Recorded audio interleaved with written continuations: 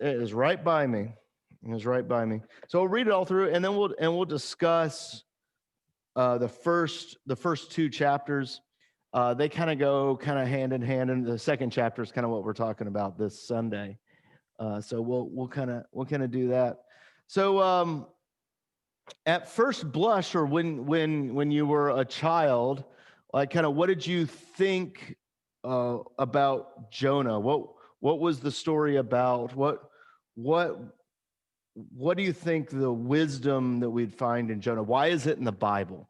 According to us when we were all little or children or something like that. What do you think? Anybody? It was just one of the favorite stories about the big fish. It wasn't, you really didn't get the true meaning of it at Yeah. that age. Can you guys hear Gloria? Yes, yes. Yes. Cool. Great. So yeah, that's great. That means I'm figuring out this sound finally. So yeah, I think I kind of just wondered how he could stand up. how he could stand up. Like It was a big fish. I mean, I've never hit 5 foot tall, and I just wondered how he could stand up and get around. Them in that whale. Yeah. You saw that in that cartoon. Yeah, Pinocchio. Down there. But that was actually my original like call sign for. I do that little thing at the beginning of the service in the sermon now. My original one was, I woke up like Pinocchio inside of a whale, and I figured that could be misconstrued to something dirty. So I changed.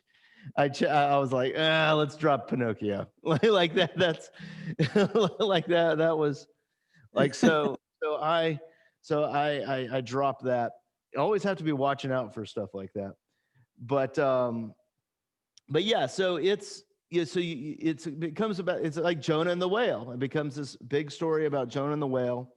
And the other thing that really concerns me about it is it has become a litmus test of righteousness. And I don't know if you guys are familiar with this at all, but one of the big things on finding out if you're a heretic or not is, did Jonah actually happen? Like that's, and it becomes the same. And so Jonah, when that becomes the litmus test, that litmus test strips all the meaning and importance out of Jonah and makes it to where, do you believe a man could actually survive inside of a fish? That's not what the story is about. That's not what the story is about at all. And whether it happened or not, that's not the point of the story. The point of the story is that Jonah, it's a parable.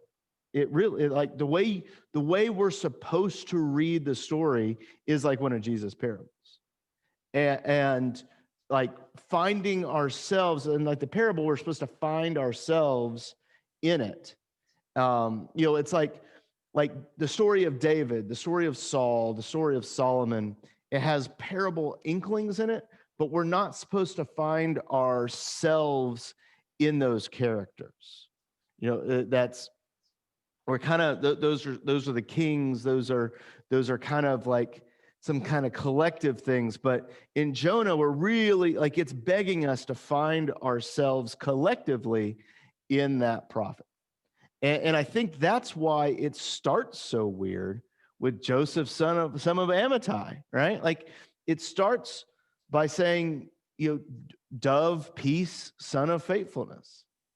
And it starts off right away with a gut punch of being, and if you listen to it, I'm gonna claim inspiration here, but my phrase, like, I might be wrong, but I'm not, or something like that, I could be wrong about that. I'm not, but I could be, type of thing, is kind of what that is at the beginning of it. It's like, here's this guy, he's so peaceful and he's just so faithful. That from the very beginning, it's just a punch of calling out. That's like, all right, this is different than normal. This is different. So Jonah views himself as being overly righteous. And I think that is how the story is trying to beckon us into it. It's trying to beckon us into the story, that we could see ourselves and our own pride and our own righteous pride that we have inside of Jonah. And I mean, does anyone else have any other thoughts kind of about Jonah before we read it all? Nothing? Nope. All right. Well, we're going to read through Jonah now. We're going to do all 4 chapters. We're just going to get kind of a feeling of it. It should be like 10 minutes, if that. And I'm not going to go full screen on Zoom, but you can kind of listen to it. You can see it on mine. And so we'll go through this. So here we go. Let's make sure I got everything working. The book of Jonah. Yep. Now the word of the Lord came to Jonah, the son of Amittai. Arise, go to Nineveh, that great city, and cry out against it, for their wickedness has come up before me. But Jonah arose to flee to Tarshish from the presence of the Lord.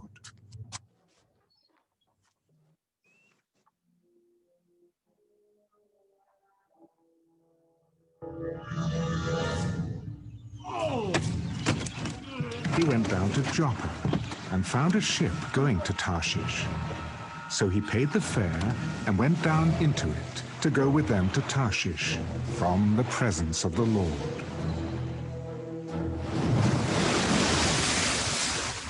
But the Lord sent out a great wind on the sea, and there was a mighty tempest on the sea, so that the ship was about to be broken up.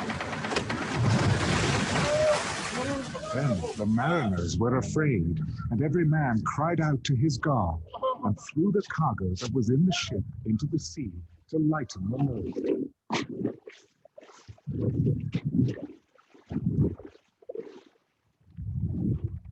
But Jonah had gone down into the lowest parts of the ship, had lain down, and was fast asleep. So the captain came to him. What do you mean, sleeper? Arise, call your God. Perhaps your God will consider us so that we may not perish. And they said to one another, Come, let us cast lots, that we may know for whose cause this trouble has come upon us. So they cast lots. And the lot fell on Jonah. Please tell us, for whose cause is this trouble upon us? What is your occupation? And where do you come from? What is your country? And of what people are you?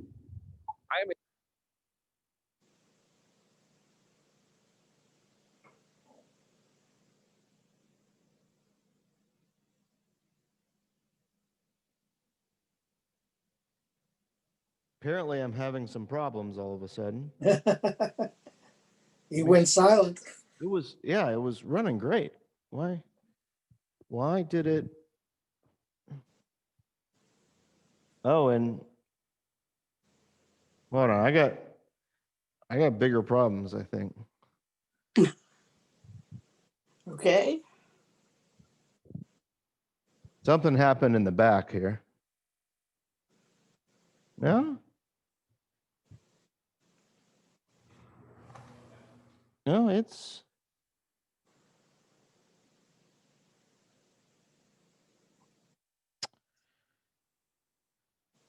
well, if this isn't going to work, this isn't going to be any good.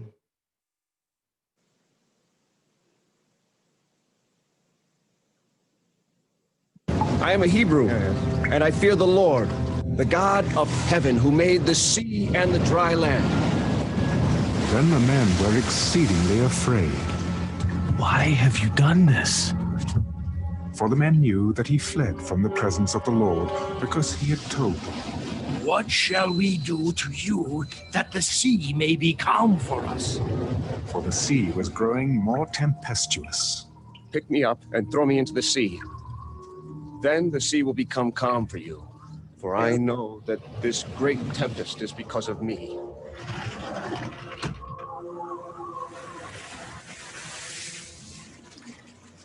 Nevertheless, the men rowed hard to return to land, but they could not, for the sea continued to grow more tempestuous against them. Therefore they cried out to the Lord. We pray, O Lord, please do not let us perish for this man's life, and do not charge us with innocent blood. For you, O Lord, have done as it pleased you. So they picked up Jonah and threw him into the sea. And the sea ceased from its raging. Then the men feared the Lord exceedingly, and offered a sacrifice to the Lord, and took vows.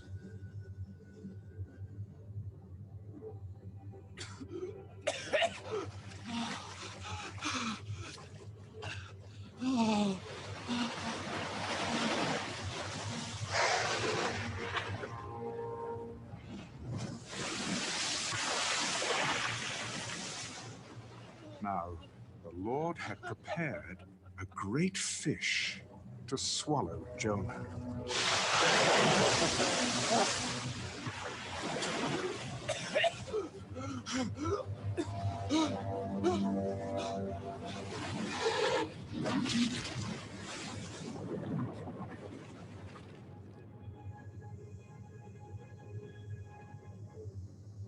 And Jonah was in the belly of the fish 3 days and 3 nights.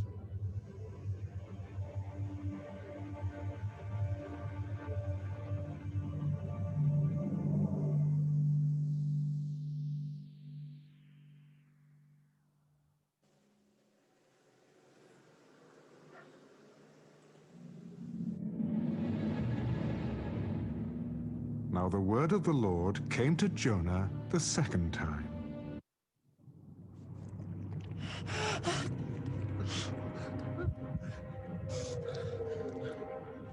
Then Jonah prayed to the Lord his God from the fish's belly.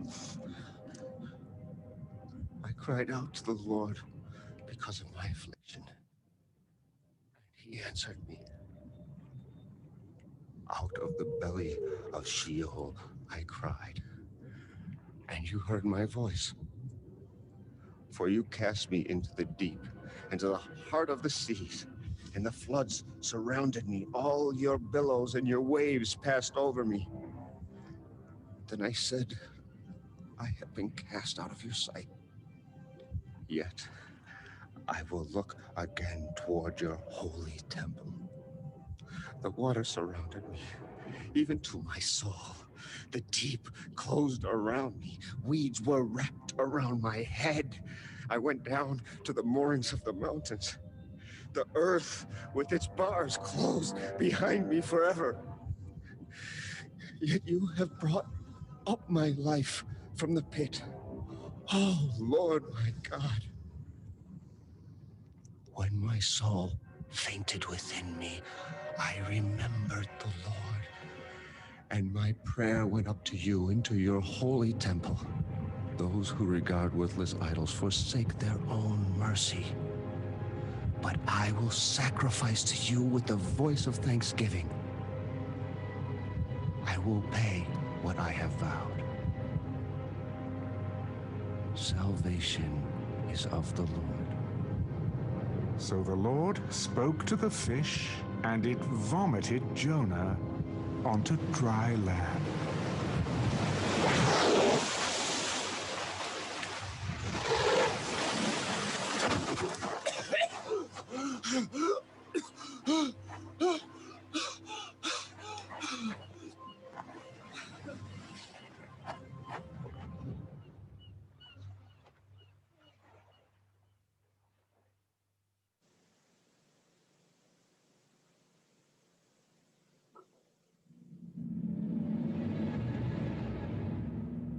Now the word of the Lord came to Jonah the second time. Arise, go to Nineveh, that great city, and preach to it the message that I tell you. So Jonah arose and went to Nineveh, according to the word of the Lord.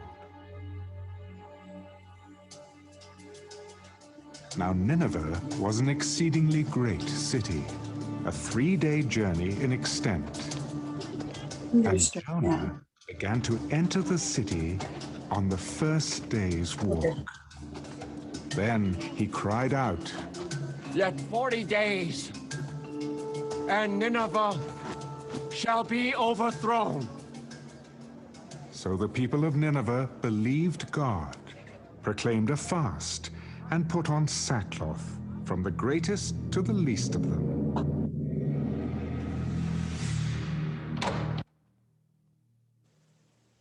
And word came to the king of Nineveh. And he arose from his throne and laid aside his robe, covered himself with sackcloth, and sat in ashes.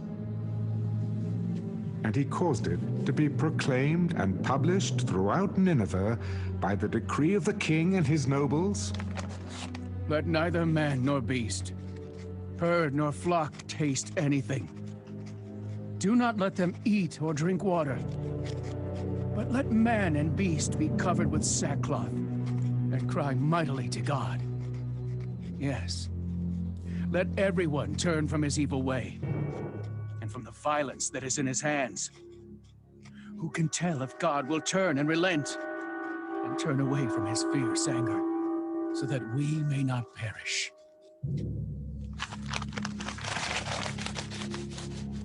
Then God saw their works, that they turned from their evil way.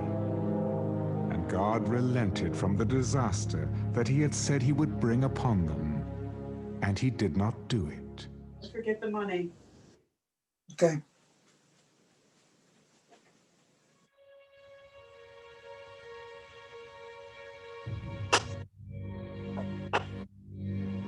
But it displeased Jonah exceedingly, and he became angry.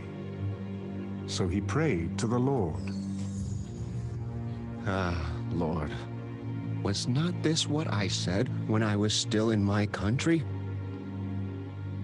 Therefore, I fled previously to Tarshish, for I know that you are a gracious and merciful God, slow to anger and abundant in loving kindness, one who relents from doing harm. Therefore, now, O Lord, please take my life from me, for it is better for me to die than to live. Is it right for you to be angry?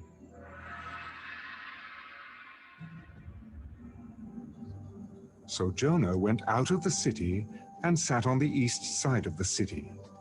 There he made himself a shelter and sat under it in the shade, till he might see what would become of the city.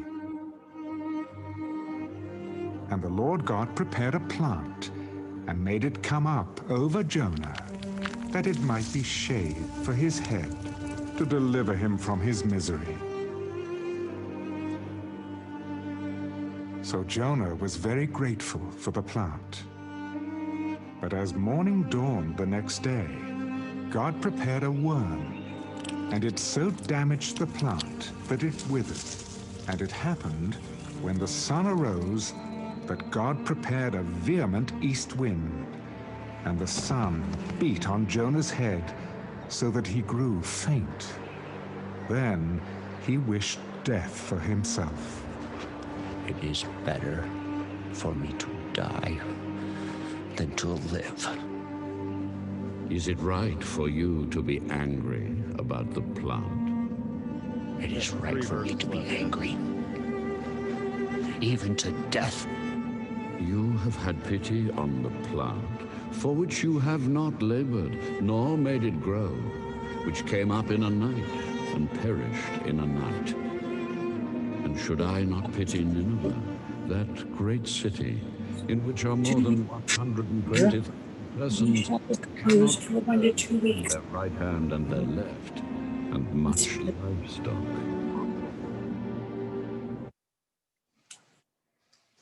And that's how the book ends. You guys have to go, don't you? No, we our meeting Our got appointment canceled. was canceled. Oh, really? The beauty shop is closed for 1 to 2 weeks. Oh no. No haircuts.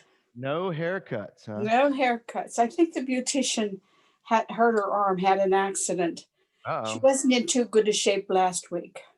Yeah. No So hair. we're here for the duration. All right. Sounds good. Sounds good. We were ending Jonah right when you guys needed to leave, but I guess you don't get to leave your house today.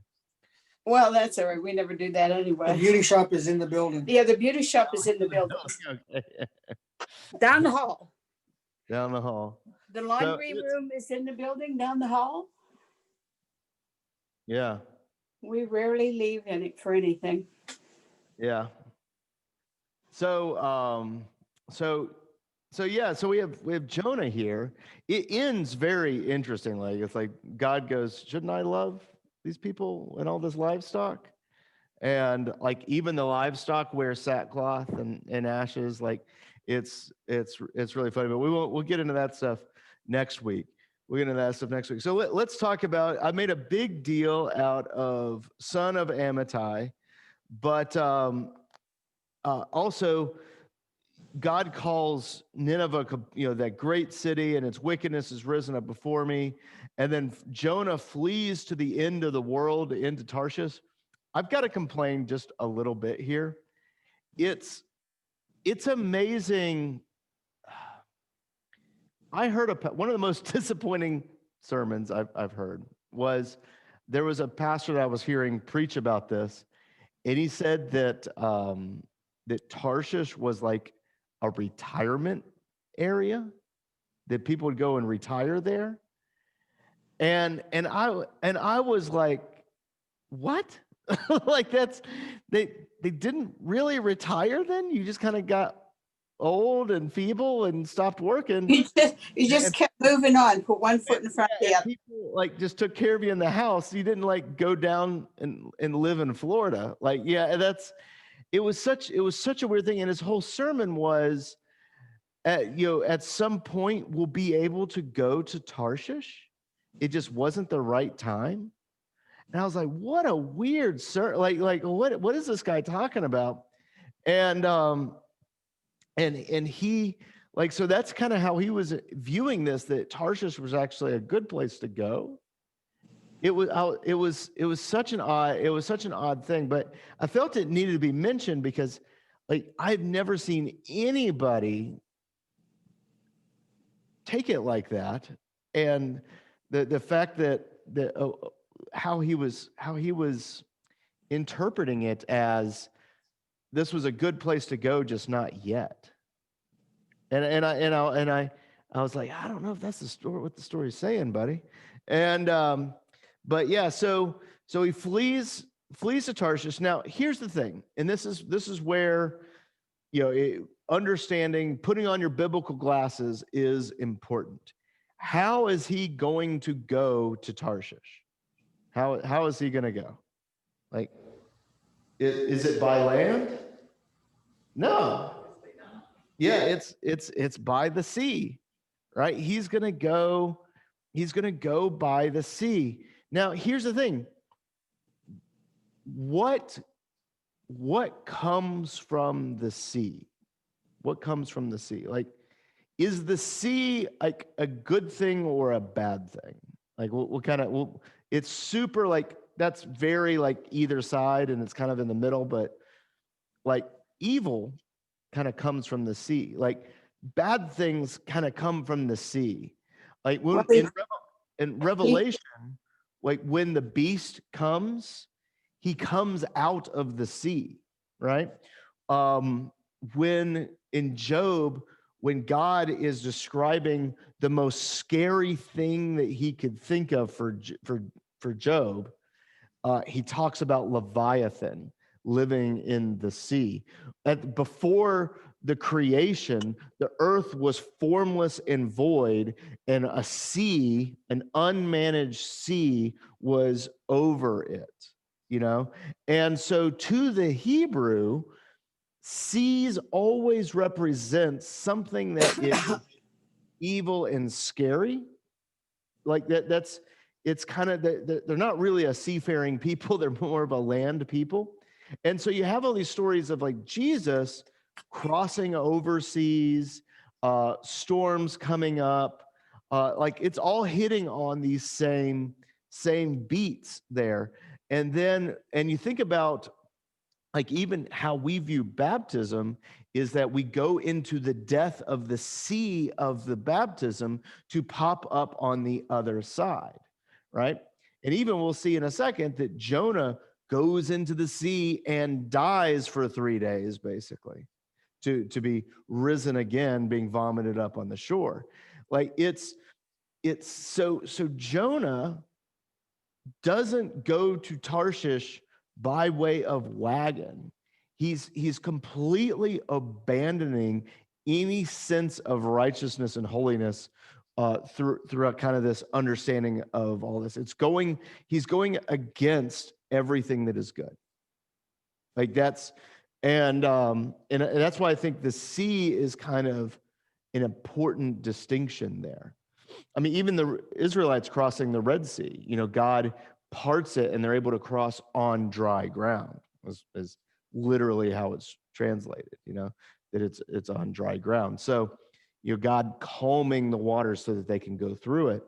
That's so the sea kind of represents evil and death and all these scary things from up on it. So the other interesting thing is verse 4. Immediately the sea gets extremely wild. Let's see here. What does it say in the NIV? The New King James doesn't do this well. Verse 4 in the NIV, it goes, and such a violent storm arose that the ship threatened to break up. So this is kind of the comic book satire kind of language coming out. Like it's almost like the ship is alive and is saying, I just give it more power, Captain. Like the ship is almost like a character in this. It's holding itself together and it's threatening. It's like, I can't hold on anymore. All that stuff. That's not language we find in other books of the Bible. Like that's in here. And I think it's more akin to like Herbie the Love Bug kind of idea. You remember that?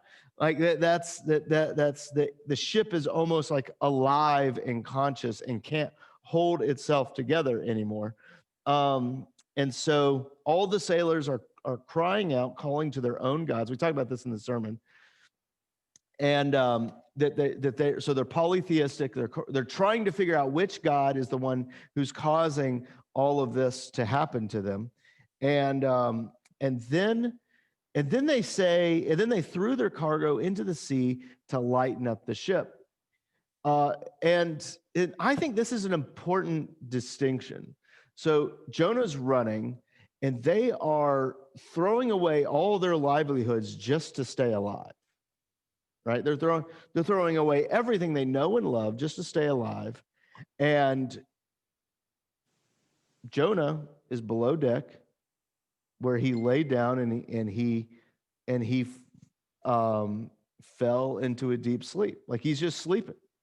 He's just sleeping. Like these guys are losing everything they know and love, and he's just asleep.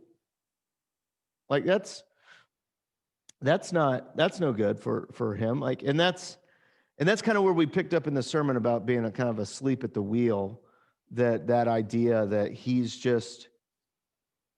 doesn't care. He's just numb to the world around him and is just like, this is just, I don't care about that they're losing their livelihoods. I'm just going to continue keeping on. Let's see here. The captain wakes him up. Like, how can you sleep? Get up and call on your God. You may be the one that's guilty of this. Everyone else is calling out to all these gods. Like, maybe you should do this too. And maybe your God will take notice of us so that we won't perish. In verse 7, and the sailors said to each other, come, let us cast lots to find out who's responsible for this calamity. And they cast lots, and it fell on Jonah. So they're rolling dice. And they ask him, tell us who is responsible for making all this trouble onto us. What kind of work do you do? And they then ask him, like, so what do you do? What do you do? Where are you from? What's your country? What from what people do you come from? And he's like, I'm a Hebrew.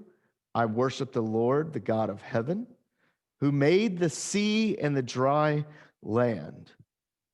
And they immediately freak out. Like, what? Like, what do you mean? Like, what have you done? And then it says something kind of important there. So they freak out, and it says they knew that he was running away from the Lord because he had already told them so. So they knew that he was running. Now, when it says the Lord, if you notice there's the Lord is capital L, capital O, capital R, and capital D.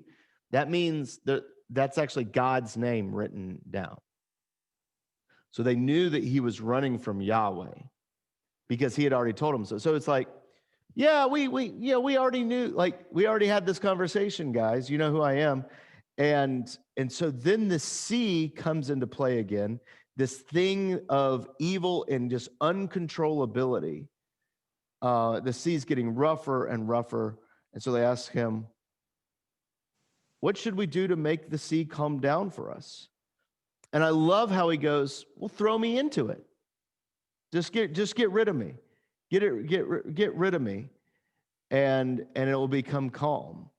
I know that it is my fault that the great storm has come upon you. Now look at what these guys do. You know, it looks like Jonah finally has like the solution, that he's like, yeah, just throw me in. You know, like just get rid of me. But what do the guys do? They don't want to do that. This is an important distinction in all of the prophets, that many times the heathens are more righteous than the righteous. Right? Like that's a distinction. And Jesus picks up on this, which we talked about on Sunday in the prophet, when he says that they're like, hey, we want a sign. And he's like, no sign will be given to you except the sign of Jonah. And he says that I will be in the belly of the earth, just like Jonah was in the belly of fish for 3 days. And then he says, and we will rise. And then he says, those people of Nineveh will rise and condemn you. We're seeing that same thing happen here. Jonah's like, just throw me into the sea. And they're like, no. And they do their best to try to row back to land. They would rather keep Jonah alive than try to just throw him in for safety's sake. So they're trying to row back to the land. And to keep throwing salt on that wound of that they will be more righteous than the righteous will be. It says, and they cried to Yahweh. It says the Lord. They cried to Yahweh. The actual name is being said there. And they cried to Yahweh, please, Yahweh, do not let us die for taking this man's life. Do not hold us accountable for killing an innocent man, for you, Lord, have done as you have pleased. And they took Jonah, threw him overboard, and the raging sea grew calm. And at this the men greatly feared Yahweh, which that's a big thing. That's a big prophet statement there, right? And it's like fear the Lord and increase in wisdom and all that stuff. And these guys, these sailors who are just calling out to the other guy, they greatly feared the Lord, and they offered a sacrifice to the Lord and made vows to him. And that's not talking about on the boat right there. It's saying something that's bigger than just right in that moment. Like they're making vows to him. It's not like when you were in your young 20s and your girlfriend is threatening to leave you and you're like, no, Don't, I promise I'll be better. You know, like all that stuff. Like that's not what's being talked about there. And so this story is really interesting because it's hitting at a couple core fundamental ideas that are found all throughout the prophets. But it's not like Amos saying, these people are going to judge you. It's not like that. It's saying that it's just showing us this. It's showing us that these people care more about Jonah's life than he does. These people care more about Jonah's life than he cares about the Ninevites or even the sailors, because he was asleep in the bottom of the boat, probably hoping that the boat would just break up and they would all just perish. These guys are more righteous than Jonah is. And they make vows to him while he's making vows to run. And so here's what I think is going on with Jonah. And we'll get more into this as we continue on, but I'll start showing you kind of what my ideas are around Jonah. I think Jonah is, the way we're supposed to read it is like a parable. And like Jesus' parables. And it's meant to be the people of God. It's meant to be Israel. That they talk a big game about being righteous and faithful. But when it comes to actually living out the righteousness of God, they could care less about the other people around them. They'd rather have the people's power than show the people the love of the will of God. They'd rather build the temple of God using slave labor than to actually serve the people around them. And what we see in the prophets is that was their original intent, was like you were meant to be the shining light on the hill, but you're taking that shining light and you're hitting people with it and hurting people with it. And wanting another way to look at it would be, at least for me, God didn't give up on Jonah either. He wasn't obviously living or behaving the way God expected him to, but God didn't abandon him. He didn't say, okay, I've had enough. Yeah. You're not getting the message. So I'm done with this. And that's definitely what the point of the whale is. And that's also where the parable we see of God's people. It continues on because God doesn't give up on them. He may take them into exile to save them. He may take them into the whale. There we go. I can't. That belly. Yeah. I'm a public speaker, like that.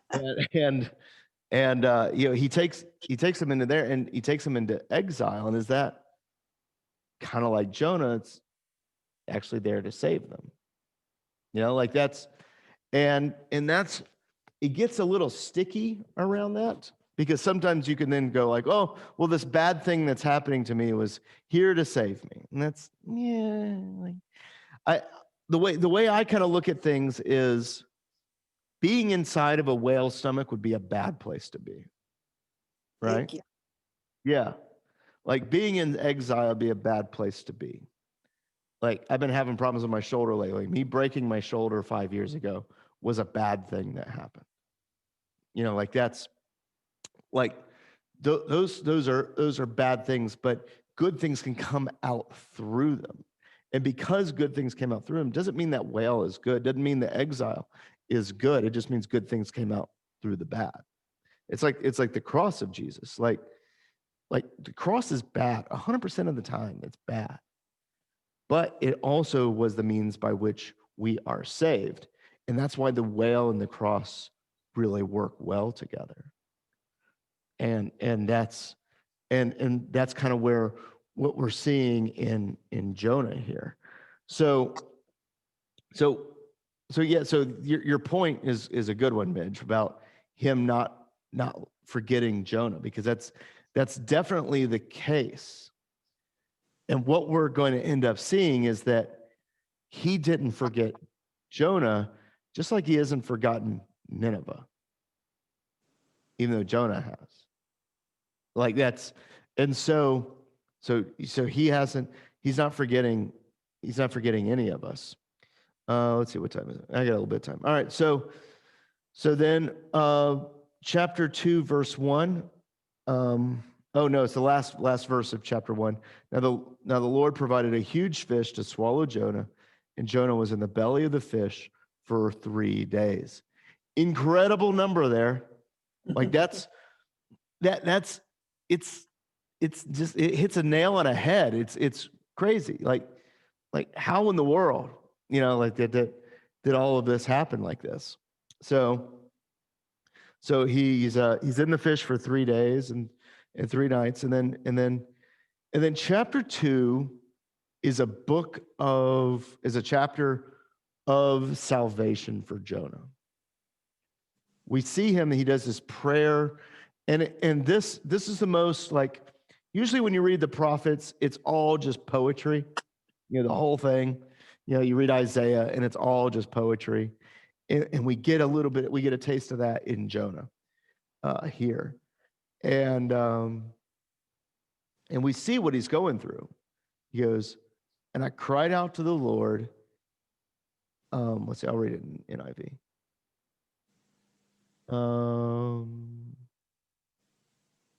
From inside the fish, Jonah prayed to the Lord, and he said, in my distress, I called out to the Lord, and he answered me.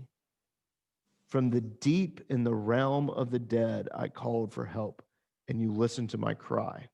So from the deep in the realm of the dead, we're picking up on this idea of the waters being evil again, kind of this evil sense to them. And because it's from the realms of the dead, it's actually, that's in Hebrew, that's the word Sheol, which is like the realm of the dead, which is what it says there. But it's Sheol is like the grave, like you're in the earth, you're down under, you're down there, and it's kind of a hopeless, kind of bleak thing, right? Like that's, so you are in Sheol, and so it's melding the two. Like, so him going down into the waters is like going down into depths. And it says, like, and you hurled me into the depths, into the very heart of the seas. See, he's still hitting on this idea. And the currents swirled about me, and your waves and breakers swept over me. Like, he doesn't have any control. Like, the currents are moving him all around.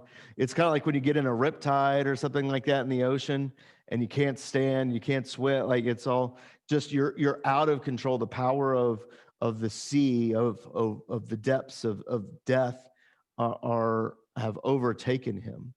And I said, you have banished me from your sight, yet I will look again toward your holy temple. So he starts, who's he blaming there? Who's in verse 4, who's he blaming? He's blaming God, right? You have banished me from your sight. You have banished me from your sight. But that's, like, the guys threw him into the water, or he kind of wanted to be thrown into the water, like it's not, and he shouldn't even be out in the water, yet there he is. And yet he's being a little like, you've banished me from your sight, Lord. And he's like, yeah, I will look towards the temple. I will look towards your presence. The engulfing waters, they threaten me. The deep surrounds me. Seaweed wraps around my head, which that's kind of I don't know, is that like a seaweed turban thing going on? Like that he's like have I become like is this my new existence now that I even have like seaweed hats? Well, isn't he basically just saying, this is it? I'm going to die. I'm going to drown. Yeah, And, I think and then that's in order to save him, God sends this humongous, unimaginable yeah, fish yeah. with gooey insides. And like, what do you find when you get there? And again, can he stand up? Careful what you ask for. Yeah. Where did this animal come from? Yeah. So that's where did it come from? And let's see Are here. there any more? Well, and that's especially back in that day, it's you can't really see underwater. We couldn't really see underwater until we got like underwater cameras, and if we were able to haul like big things up on there. And the sea we still don't know much about the sea. Well, and what if you happen to be the person with the underwater camera Yeah. and a fish this size comes up and puts their beady eyes in your whatever? That's, I think Pinocchio. It's been a long time since I've watched Pinocchio, but I think Pinocchio was I don't know, after we're done, I might watch it. Yeah, kind of doing what I can remember about it is it's kind of doing a similar theme, isn't it? Like that's Pinocchio's salvation is inside the whale. Okay. Yeah, like, and he ends up discovering his father again after he banishes his father away. Yeah, like it's got similar beats to it. It's got, because he was on that like wild island. Now they end up kind of it's exciting part about getting out of the out of the belly of that whale, but Well, it just spit him out. Well, they have to like save themselves to get out of it. But it's kind of a similar, like him discovering his father. I forgot that he found. I need to watch Pinocchio. Acid reflux. He found his father like in that whale again. Bird. So did the whale kind of have acid reflux?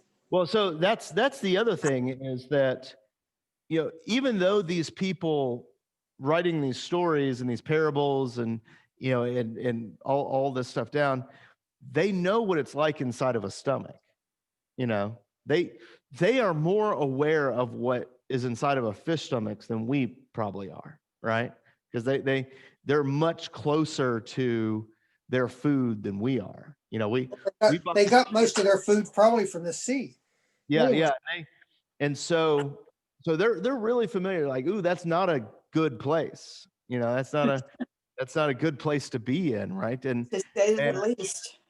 Like, and they probably know that it'll hurt you if you let the acid of the stomach like sit on you for a while, and all these things, and yet here he is surviving multiple days, and I think that's kind of the point. Like, it is a death sentence on Jonah, and so he's it's this death sentence on him, just like the cross is a death sentence on Jesus. So basically, the fish was not only saving his life, but God gave the fish acid reflux so that he would throw him out. The fish ate a bunch of Tums. Just a whole mess of them. Yeah, like that's, next to him. Yeah. So verse 6, it says, to the root of the mountains I sank down. The earth beneath barred me in forever. But you, O Lord, brought my life up from the pit. Another important prophecy trope there. This idea that God is raising me up out of the pit. And so he's talking, he keeps using these words of death and destruction and running away from God, compared with the sea, and he's now moving. He first starts blaming God for throwing him in, putting him in here, but now he's like, Lord, you're going to lift me out of the pit. And when my life was ebbing away, I remembered you, Lord, and my prayer rose to you in your holy temple. Those who cling to worthless idols turn away from God's love for them. but I, with shoots of grateful praise, will sacrifice to you. What I have vowed, I will make good. I will say, salvation comes from the Lord. And so he does this about turn in this little poem here, in his prayer, where he first is blaming God, which is complete character for Jonah. You know, it's like, how dare you put me into this circumstance? And now he is saying, no, I see that salvation comes from you. And we see that it's almost like a change of heart here at the end. I will say, it's almost like he's like, okay, I will go to where you want me to go. I will say salvation comes from the Lord. And so, and the way that's worded, it's almost like it's for even the people that he doesn't like very much. And then it says the Lord commanded the fish, and it vomited Jonah on dry land.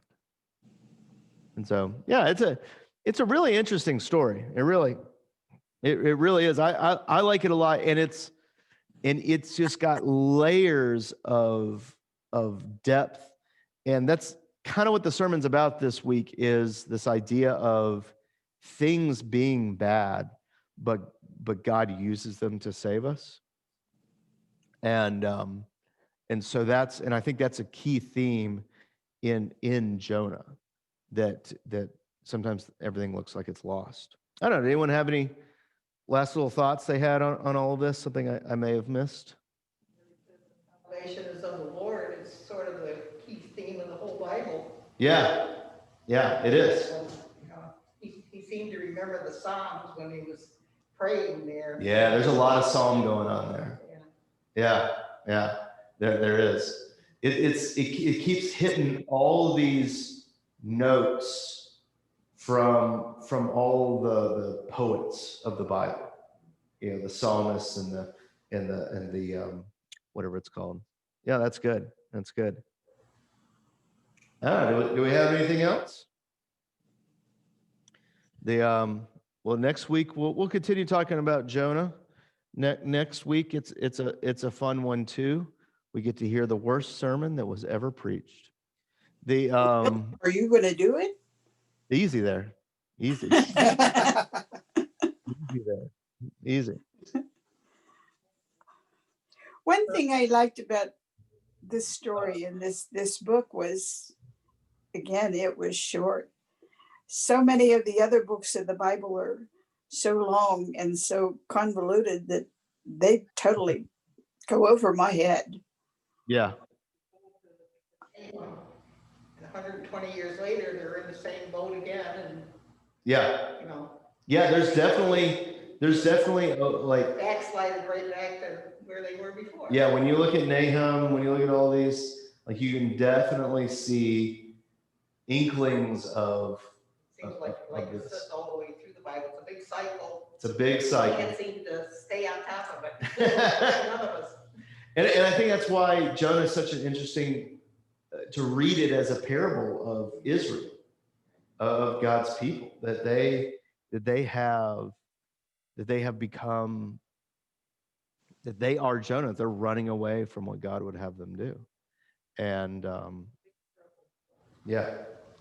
Well, we'll end right there. Thank you guys for coming. And I'll say a prayer. May God continually richly bless us and keep us this day, and will bless you all, that he would continue to open up his scriptures to you as you go forward in your life. Amen. Amen. Amen. We'll see you guys later. Thanks for coming. See you next week. See ya. All right, bye.